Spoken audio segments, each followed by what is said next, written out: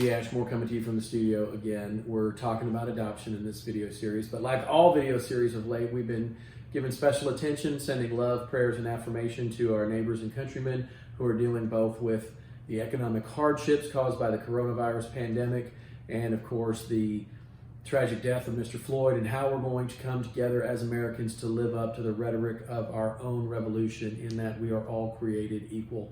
We are praying for relief from the economic hardship and for compromise and love and unity because of the things that have developed out of the death of Mr. Floyd. Remember, our motto is E pluribus unum, out of many, one, and we are one nation under God, and we are going to find a way to live together and come together and heal together.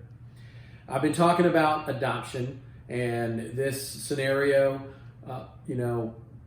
we're talking about a private adoption. In other words, one not initiated by CPS and the Department of Family and Protective Services in your county. So an adoption normally where a step parent is going to step aside for lots of reasons.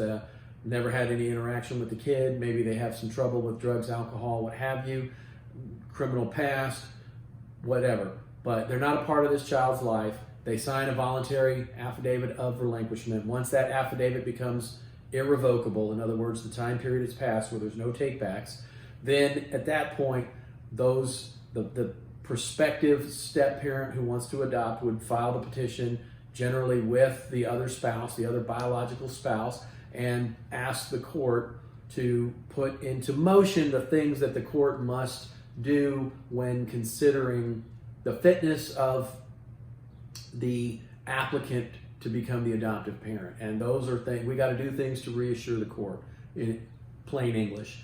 So how do we do that? Well, the first thing, you're going to get your fingerprints done as if you were going to go get a TSA pre-check, so you go get all your fingerprints scanned.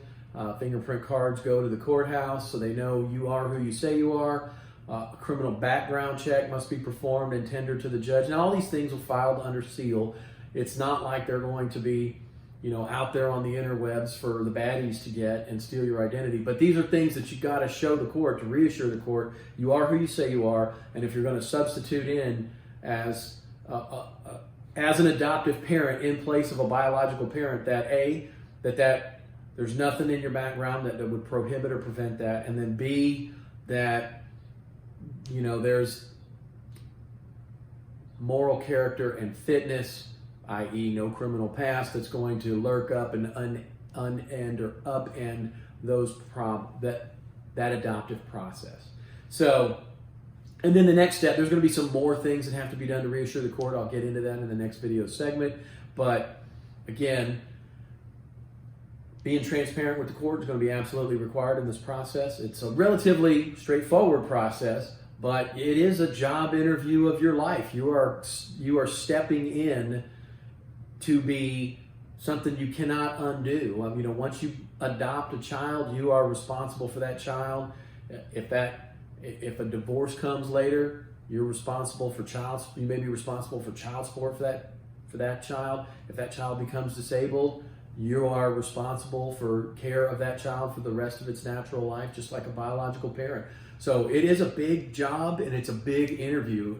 It's not meant to be daunting, just to inform you, our viewers, of the seriousness and the gravity of what making this request to the court entails. Anyway, thank you all for watching. I love doing these videos for you. Please like, subscribe, and share. Leave me a question or comment. I'll get back to you in a subsequent video series. And I'll see you in the studio for more on adoption next.